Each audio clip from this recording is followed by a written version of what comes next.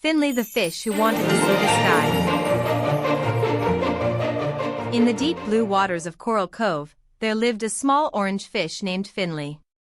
He wasn't very big or strong, and he didn't have shiny fins like the angelfish. But Finley had something very special. He had a big imagination. While other fish were busy playing tag around seaweed or hiding in coral castles, Finley would watching the surface of the water where the sunlight danced. He often wondered, what's above the ocean? What is the sky like? Finley's parents used to tell him not to go up to the surface of the ocean alone because he was still very young, but Finley didn't listen to them. One day, while his friends were chasing bubbles, Finley swam up as far as he dared. He poked his head near the surface and saw a little bit of blue above. Finley whispered, "Wow. It's beautiful. But I want to see more." He swam back down, bubbling with excitement. "Did you guys know there's something called the sky up there? It's blue and bright." But the other fish just giggled. Mia the minnow said, "Fish don't go to the sky, silly."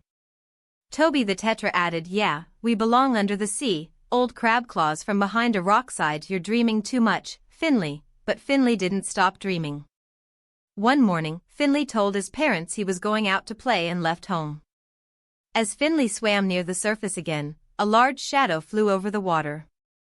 Curious, he followed it until he saw something land on a big rock that poked out from the ocean. It was a bird, a huge one with a long beak and a funny pouch. Finley called, "Hello," splashing a little to get attention. The bird looked down, surprised. "Did you just talk to me?" Finley said, "Yes." "What are you?" The bird said, "I'm Perry the pelican," puffing his chest proudly. "And I fly in the sky." Finley's eyes lit up like shiny seashells. "The sky. Can you tell me what it's like?" Perry thought for a moment. The sky is big, very big. It's blue like your ocean but with fluffy white things called clouds. Sometimes it turns orange and pink. And when the sun sets, oh boy, it turns golden." Finley sighed, "I wish I could see it with my own eyes." Perry looked at him kindly. "You know, fish don't usually fly. But maybe, just maybe, we can figure something out." Over the next few days, Finley met Perry every morning. They became best friends. Finley told stories about the deep sea, and Perry shared tales of the skies, cities, and harbors he visited. One morning, Finley asked, "Perry, can you take me up? Just for one quick look at the sky?" Perry flapped his wings nervously. "You're a fish, Finley. You can't breathe air." Finley frowned. "Isn't there any way?" Perry paced the rock with his webbed feet. "Maybe we need a plan." "A water bubble." Finley asked, "A what?"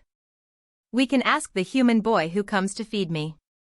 He wears a diving mask. Maybe he can help." The next day, the boy came in a small boat and threw some fish for Perry. Finley watched from the water. Perry called, "Hey kid. Can you hear me?" Of course, the boy couldn't understand bird talk. But he noticed Finley jumping around in circles and Perry flapping his wings. Curious, he leaned over. Finley made a little dance in the shape of a circle and then pointed toward the sky. The boy giggled. "You want to go up?" he asked, not expecting an answer. Finley nodded excitedly. The boy scratched his head and rode away. Perry sighed. Maybe he didn't get it. But the next day, the boy came back, with a round plastic fishbowl filled with water and tiny holes for air.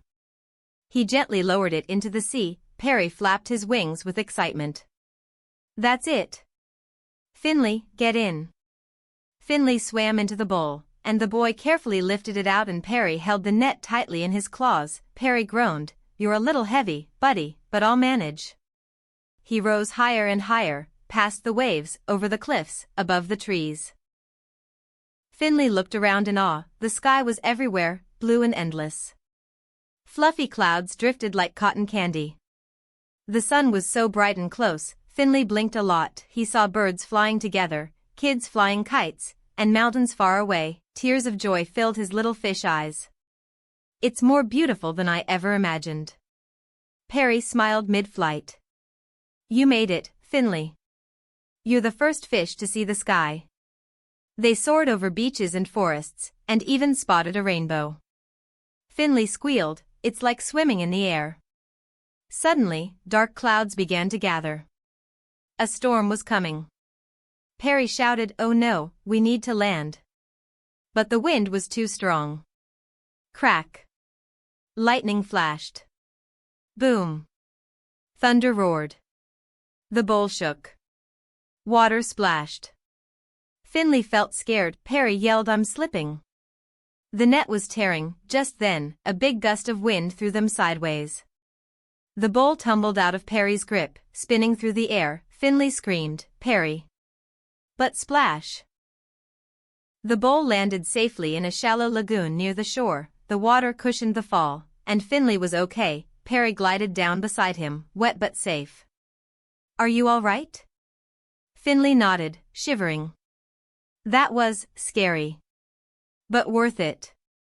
After the storm passed, the boy returned in his boat and gently helped Finley back into the ocean. Finley thanked him with a happy twirl. Perry visited him every day after that. When Finley told the sea creatures about his sky adventure, they didn't believe him at first. But when Perry swooped down with a wave, they gasped in amazement. Mia said you really did it. Toby cheered. Finley flew.